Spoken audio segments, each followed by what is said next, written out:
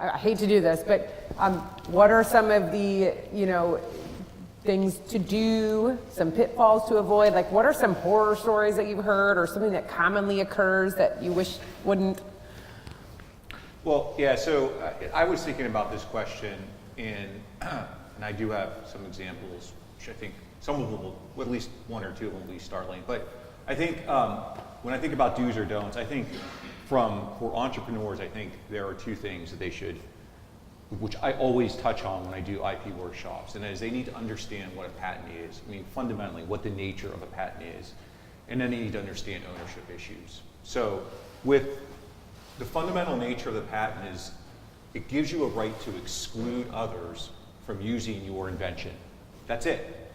If you come up with swipe technology, that means that you could stop others from using swipe technology on the phone, but that doesn't mean that you have a right to make your phone, because there's probably 10,000 other patents that cover everything else in this phone. So first, just because you get a patent doesn't mean that you can have your product made. So you need to think about freedom to operate ideas first. Another thing that flows from the right to exclude, right, is that in those claims measure what you can exclude. That's the value. That's your value of your IP. And Stephen touched on it when we were talking about how much does it cost to do foreign filings. But I go back to the very, very basic. Like, this is going to cost you $10,000, $15,000, $20,000 to go through this process. You can do a provisional application up front, which is a nice placeholder, and you can do that for cheap, which is maybe at $800 to $2,000 in that space. But if you're going to see this through, it's going to cost you $15,000, $20,000. So you need to really understand what is your commercial value of your IP, not necessarily what you're making of your IP. So you need to think, can someone else out there compete against my product effectively without using my IP, getting around my claims? So you need to think about that in terms of your value proposition and going forward with a patent. I mean, I think initially, at least there's definitely some skin in the game value for angel investors and early stage investors, that they see that you have a patent or a patent application in the process and they like to see that. But long term, you need to think about what really is the market value that your claims have defined. And the third thing about a right to exclude is that you have to enforce it. If someone is trespassing on your patent, trespassing on your land, you don't get to call the police, you don't get to call the sheriff, you don't get to call the FBI. You have to enforce it. And you could send a cease and desist letter, or you can contact someone and say, hey, I think you're infringing our patent, and maybe that'll work. If you're dealing with a large company that's in this space, I can tell you it's not going to work. I mean, they may think that it's a great idea, and maybe they'll want to think about maybe buying your patent for something that's a couple $100,000. But I could tell you that when you get a cease and desist letter, when you work for large companies or you represent large companies, which I've spent 10 years doing, when you get a cease and desist letter, you throw it away. Then you get a second one, and you throw it away. And then you get a third one, and maybe you start paying attention. So you have to enforce it. And the cost of patent litigation, if you're going to sue someone for patent infringement, any guesses on how much you think it's going to cost to get to trial, to go through a trial for patent infringement for lawyers' fees? $5 million. Oh, she's going for the gravy. Close. Oh. I would put it at $3 million to get it through. I think when you file your patent, when you file a claim for patent infringement, you better be prepared to spend $100,000 right out of the gate before you can even hope of getting out of the case. Wow. If you change your mind, good luck, because the other side's going to file an answer. They're going to file something that's called declaratory judgment claims. They're going to say that your patent's invalid, and then they're going to be able to keep the case going if they want to. So it's not going to be just like, oh, I've decided I don't want to do this anymore. You're going to be stuck in it. And by the way, while the case is going, they can keep. Oh, the costs keep going up, But I mean, can they keep making the product that they're making? Oh yeah, right. Right. I mean, it behooves them to keep it going. Well, probably. Yeah. So I'll give you. So we had a big trial. So this will both talk about the importance of claims and the cost of litigation. We have represented a big medical device company against another big medical device company, and we're talking about a $200 million patent infringement case. And we spent a year fighting over whether or not a curved surface was substantially similar to a spherical surface. That's it. Curved, or conical versus spherical. That was the whole argument for 2 years. Depositions, motions. One word. Wow. And we went to trial, and I was on a trial team. I was probably a mid-level associate. And just in a 30-day span, I probably worked or billed 320 hours, and that probably cost our client $125,000 for me. For the entire legal team, trial was probably $1.5 million. The judgment was $200 million, so it was worth it. But that's what you're looking at in terms of patent litigation. And these large companies they don't care. They know that you don't have those resources. And they will take advantage of their money and their power, and they will either, they won't just cease and desist. So if you're dealing with a huge company, if you're dealing with an IBM or something like that, you're not going to just back them off. It's not going to work. So that makes you probably never want to get a patent. But there are ways. But there are definitely ways that you can work.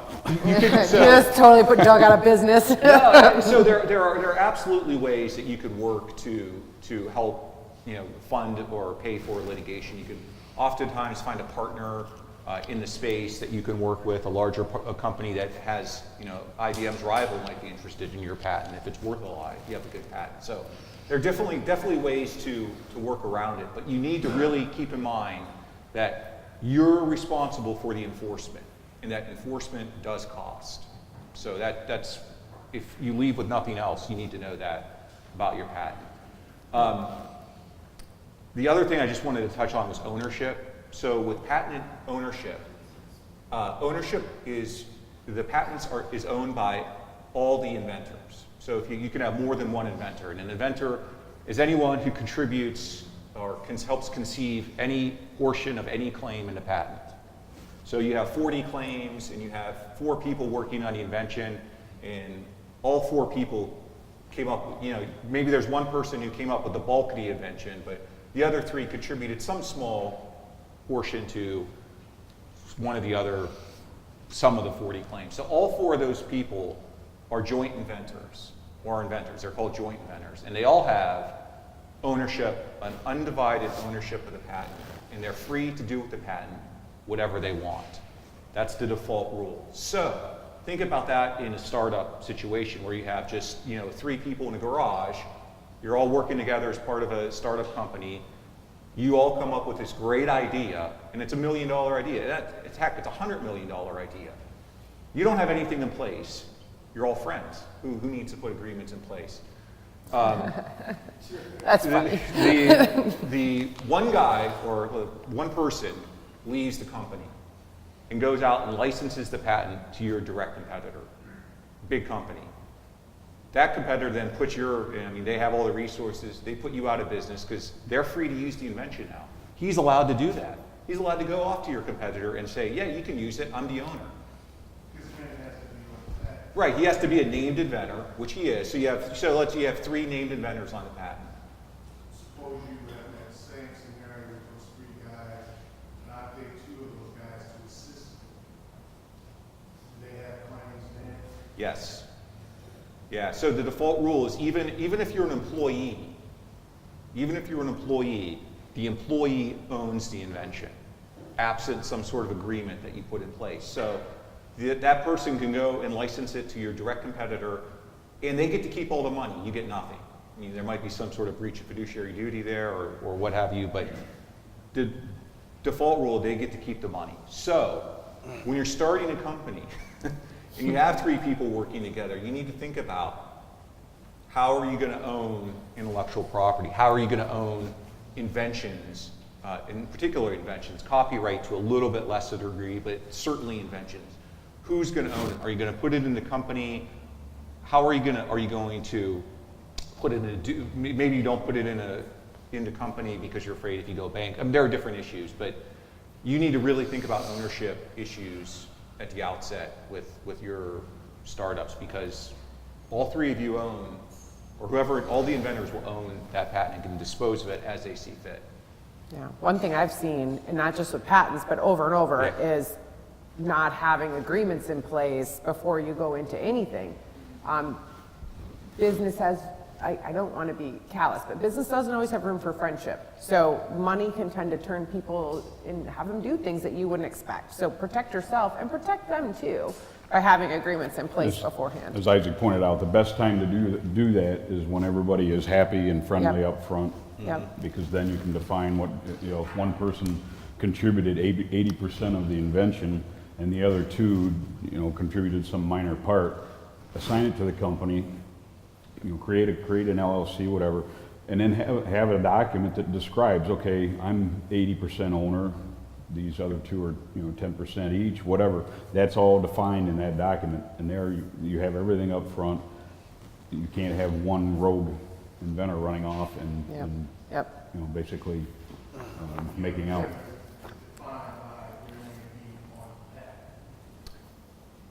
Yeah, so it's really important to make sure that inventorship is accurate on the patent. So given your example of 3 individuals, and let's say you were at 80% and the 2 were each at 10%, and there was a 4th person who was working in your lab, and you left that person off and they actually contributed to the conception of that invention. If a company really wanted to gain access to that patent, they might get your lab notebooks, see that that person worked on that particular component of the invention, and approach him to gain rights to that intellectual property. So from my perspective, making sure inventorship is accurate is very important, because it's also one of the first things that they'll try to do, a company will try to do to invalidate your patent. Because you have a duty of candor to disclose to the USPTO everything regarding your intellectual property. So if you fail to list an inventor intentionally, that could be grounds for. Yeah, and that absolutely gets to what I was telling you about litigation and enforcement, and how these big companies, or if you're suing someone, they'll spend money and they'll be able to look at your lab notebooks and they'll be able to see how you came up with your invention. And if they see that there's someone who should have been named as an inventor, they'll go approach that person and see how much they'll be willing to take. Yeah. And if they get that person to sign off on that agreement with them, then you're done. Very important point. So we have one more question for the panel, and then I'm going to open. I know you guys got all these questions, so I want to get to I think them. before we go on, Isaac made a very important distinction. I just want to make sure everybody gets it. 90% of what we've been talking about here is prosecution, and it's basically patentability. There's an entire different side to this that's separate and apart from the patent office, and that's the infringement side. That's where freedom to operate, searches and opinions. You'll go out and have us or somebody conduct a search of all the related art that's out there and go back and look at the claims to make sure you don't infringe. Again, if you create something that's going to be added to this phone, you may not be free to produce it yourself because it infringes somebody else, and that's what part of these searches are designed to do, is go out, find out everything that's out there and determine whether or not you would infringe someone if you went ahead with producing your invention. So I just want to make sure most of what we talked about here is kind of on the patentability side, a little bit on the infringement, but they're 2 entirely separate issues altogether. That's a good distinction. Thank you.